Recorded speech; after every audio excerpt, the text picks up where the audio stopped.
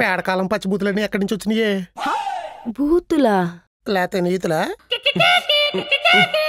ఈ విభూది నా నుదుటిని పెట్టుకొని పడుకుంటా. ఇది నోరు తెరవండి. నాకెందుకు? అమ్మమ్మ నా మీద పడింది. మా తాత నీలో చూసుకుని అంట్లమ్మ నీ మీద పడితే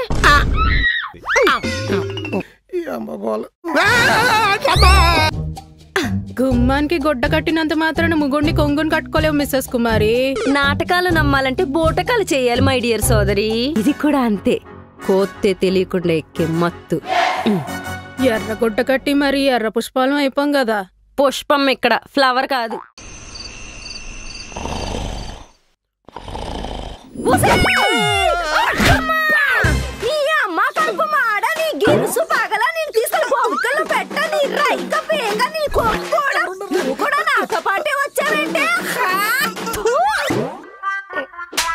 చెంబేడిదానా, నా మొగుడిని నాకు కాకుండా చేసి నా కొంపలో కొంపు తిట్టావు కాదే మోదనాష్టపు. నా మొగుడు అంటాకులో అల్వా సుట్టి ఆప్యాయంగా తెచ్చేవాడే నాకు. ఇప్పుడు అంటాకు నా మొహాన్ని కొట్టి అల్వా నీ నోట్లో ఇట్టేలా చేసుకున్నావు కదే శాండాల్. రూపాయి రూపాయి కూడెట్టి కష్టపడి కట్టుకున్న పెగిటిలు నీకు పెట్టాడు. పొల్లెట్టు పొడితే పడిపోయే పూరి గుడిసె నాకు తగలెట్టాడు. ఇదంతా నువ్వు పెట్టిన మందు వల్ల కాదటే రా బంధు గొంతు. అమ్మో అమ్మో నా పసాని పిడకల కోసం కుతంత పేడ కావాలని తట్టట్టుకొచ్చి నా మొగుడిని తన్నుకుపోయావు కదే తడికిల సాటున రంకు సాగించే బజారు. ఏమైంది? మామగుణింతం లమ్మగుణింతం కలిపి చదివేలే. పేడకాలం పచ్చిబూతులన్నీ ఎక్కడి నుంచి వచ్చినాయే? బూతులా లేతే నీతులా? ఆ అంట్లం ఎవరా గానీ నీ నోట్లోంచి వచ్చిన బూతులు ఉంటే పాడి మించి లేచి మరీ పరిగెత్తేది. అంట్లమ్మా అంటే వచ్చింది మా అమ్మమ్మ. అమ్మమ్మ మా తాతను ఒకటి తన్నుకుపోయిందని మా అమ్మమ్మ ఈవినింగ్ అయ్యేసరికి ఈదెక్కి కుక్క తిప్పుకోకుండా తిట్టేదంట. దాని పేరే అంట్లమ్మ. నాది మా అమ్మమ్మది ఒకే అంశంట. అందుకే అప్పుడప్పుడు నా మీద వాలి అంట్లమ్మని అడ్డమైన బూతులు తిడతా ఉంటది. అంటే ఇప్పుడు ఆ దిక్కుమాలిన అంట్లమ్మ కూడా ఇక్కడే తిరుగుతుందంటావా? అందుకేగా మా అమ్మమ్మ వచ్చింది. అయినా ఈ మధ్య మన ఇంట్లో ఆత్మలు తిరుగుతున్నాయేమోనని నాకెప్పటి నుంచో అనుమానంగా ఉందండి. కొత్తేసాలు ఏమన్నా ఎత్తరావా? డేసాతో కొడితే ముఖం పగిలిపోద్దు చెప్తున్నా. యాసాలైతే అమ్మమ్మ అంట్లమ్మని తిట్టిన తిట్లు నాకెక్కడి నుంచి వస్తాయి? చిన్నప్పుడు 3 చక్రాల బండి తోసుకుంటా విన్నావేమో. వినాలంటే అప్పటికి నన్ను కనాలి కదా. కనలేదా? నేను పుట్టక ముందే అమ్మమ్మ ఫోటోలో దూరేసింది. ఇప్పుడు ఎందుకు వచ్చింది? 144 ఏళ్లకు ఒకసారి చక్రదశలో ఉండాల్సిన గ్రహాలన్నీ వక్రదశలోకి మారతాయంట. అదే 144 ఏళ్లకి ఆత్మల ఆయుష్ తీరిపోయి పునర్జన్మ కోసం పరితపిస్తూ ఉంటాయంట. అంటే ఇప్పుడు ఆ 144 ఏళ్ళు అయిపోయి ఆ అంట్లమ్మ మీ అమ్మమ్మ కలిపి నా కొంపలో తిరుగుతున్నారట్టవా? తిరుగుతున్నారు కాబట్టే నేను ఎలికిల్ల పడుకున్నప్పుడల్లా నా గుండెల మీద ఎవరో కూర్చొని కదలకుండా కట్టేసినట్టు పట్టుకుంటున్నారు. అంట్లమ్మ మరి నేను మా అమ్మమ్మ కదా. అమ్మమ్మ అంశతో పుట్టినందుకు ఆ అంట్లమ్మ నేను హింస పెడుతుంది, నాకు అర్థమైపోయింది. అందుకే ఇలా అయినప్పుడల్లా ఈ విభూది నా నుదుటిని పెట్టుకొని పడుకుంటా. ఇది నోరు తెరవండి. నాకెందుకు? అమ్మమ్మ నా మీద పడింది. మా తాత నీలో చూసుకుని అంట్లమ్మ నీ మీద పడితే పరిహారం ఏంటో పొద్దున్నే పంతులు గారిని అడుగుతాను. మీరు ప్రశాంతంగా పడుకోండి. నువ్వు ఎల్లకల్లా పడుకోక మళ్ళీ మీద ఎక్కేస్తాయి. పొత్తికెళ్ళి పడుకో.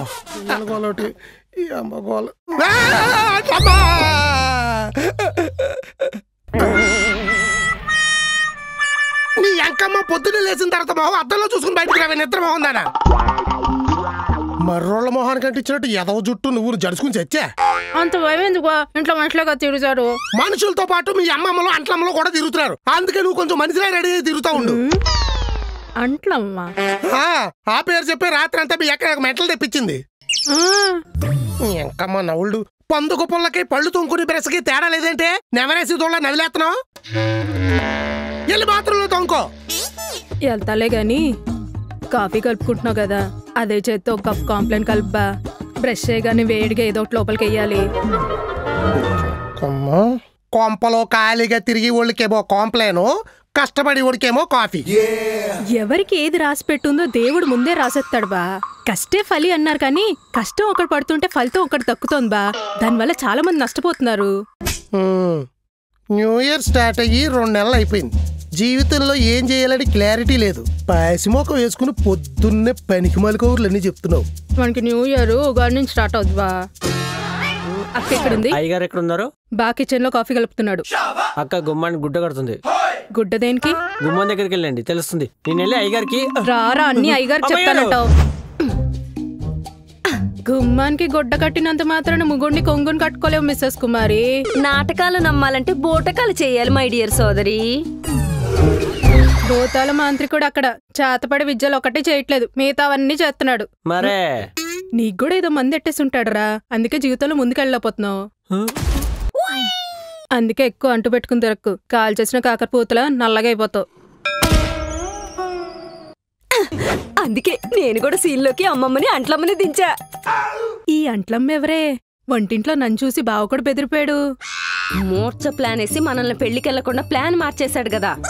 అందుకే ఆ ట్రిప్ ప్లేస్ లో కుంభమేళాని ఎంటర్ చేశా. కుంభమేళకా? ఎస్, డైరెక్ట్ గా చెప్తే డబ్బులు అయిపోతేనే దబి దబిమని గుండెలు బాధేసుకుంటాడు. అందుకే ఆత్మలు ఆవహిస్తున్నాయి నన్ను. అర్ధరాత్రి అరుపులు వినిపించే అదేంటంటే అనుకున్నా అక్క బాగా రేవెట్టేస్తోందని. పోన్లే అనుకొని ఆగిపోయి ఉత్సాహంగా వచ్చేసింటే ప్లాన్ మొత్తం ఉప్మా అయిపోయేది. సర్లే, ఈ గొడ్డ గొడవ ఏంటి? ఆపరేషన్ చేసే ముందు డాక్టర్ ఏం చేస్తాడు? హాస్టల్ రాయించుకుంటాడు. మత్తిస్తారా? కరెక్ట్, ఇది కూడా అంతే. కోత్తే తెలియకుండా ఎక్కే మత్తు. ఎర్ర గుడ్డ కట్టి మరి ఎర్ర పుష్పాలం అయిపోం కదా. పుష్పం ఇక్కడ, ఫ్లవర్ కాదు. ఫ్లవర్ బొకేనా? ఇనేసడా ఏటి కొండా బ్యాచ్ అంతా గుమ్మం తెరిసేరే? ఇంట్లో ఏ ప్రేతాత్మలు చేరకూడదని ఇది కడుతున్నా. ఆల్రెడీ చేరిపోయింది కదా. తెలిసిపోయింది నిన్నే అని. మరదే మీ మంచి కోసం మీకు పట్టిన దెయ్యాలు పారిపోవటం కోసం పూజ చేయించి ఎర్రగుడ్డ తెచ్చా. చూసుకో, ఆడితో పాటు నువ్వు కూడా పారిపోతావేమో. ఇప్పుడంటే కొత్త పట్టే, నువ్వు ఎప్పుడో పట్టావు కదా, నిన్ను కూడా తీసుకుపోతాయేమోనని. చిచ్చి, నాకు పట్టింది అమ్మమ్మ కాబట్టి అర్థం చేసుకుంటది. అదే ఆపోజిట్ ప్లేస్ లో మిమ్మల్ని ఊహించుకొని అంట్లమ్మ మీకు పడితే మళ్ళీ ఇదేంటే? ఇల్లు అరుంధతి సినిమాలో మస్తాన్ పై దెయ్యాల కొంపలా తయారైద్ది. సూకరో బచ్చా సూకరో. అందుకే ఇంటికి ఎర్రగుడ్డ కట్టి ఓ వారం రోజులు ఇంట్లో ఎవరు ఉండకూడదని గుళ్ళో పంతులు గారి గుడ్డిచ్చి చెప్పారు. ఈ వారం రోజులు వచ్చి గుళ్ళో పడుకోమన్నారా? మా మీద పంచులెత్తే సెటర్లే ఎత్తాం, దెయ్యాల మీద ఎత్తే బ్లడ్ వామిటింగ్సే. కాదే, వారం రోజులు అంటే ఈ మేళాన్ని అంతా వేసుకుని ఎక్కడికి వెళ్ళాలి? కుంభమేళకెళ్దాం. ఇది పిల్లికల్లు ఎట్టుకుని పూసలు అమ్ముకుంటది, ఇది ఏపాలను కొడతాడు, నువ్వు పల్లీలు ఎట్టుకుని వ్యాపారం చెయ్యి. ప్రయాగరాజ్ ఏమన్నా పక్కన ఉందనుకుంటున్నావా? ఇంటికి పట్టిన అంట్లం ఏమన్నా ఊరికే వదిలిద్ది అనుకుంటున్నావా? ఈ అంట్లం ఎక్కడి నుంచి వచ్చి సచ్చిందిరా బాబు? సచ్చింది కాబట్టే ఆత్మలా వచ్చింది. 144 ఏళ్లకు ఒకసారి వచ్చే కుంభమేళంట పంతులు గారు చెప్పారు. ఇక్కడ కూడా 144 నెంబర్ మ్యాచ్ అవుతుంది. నువ్వు పేచి పెడితే పిశాచాల మనల్ని పీక్కు తింటాయి. బ్లడ్ వామిటింగ్స్ అది ఉండటం కాదు, భూతాలు వదలాలంటే ఆ భూతనాథుడే కరెక్ట్. కుంభమేళకు పోదాం పద. వారం రోజులు దైవ దర్శనాలన్నీ చేసుకొచ్చేసరికి ఇల్లు దేవాలయంలా తయారవుద్ది. విను, అలాగే. పెళ్లికెళ్లకుండా ప్లాన్ వేసినట్టు దేవుడి దగ్గరికి వెళ్లకుండా ప్లానే వేయకు, దెయ్యాలు దొబ్బుతాయి. ఈసారి నిజంగానే మూచొచ్చేస్తుంది. అంజీ, లగేజీలు సర్దరా, కారేసుకొని వెళ్ళి ఆ కాశీ విశ్వనాథుని దర్శించుకొని వద్దాం. అలాగేనండి. ఒరే సీనా, కుంభమేళలో తొక్కిసలాటలు జరుగుతున్నాయంట, తప్పిపోకుండా నాతోనే తిరిగే. అలాగే.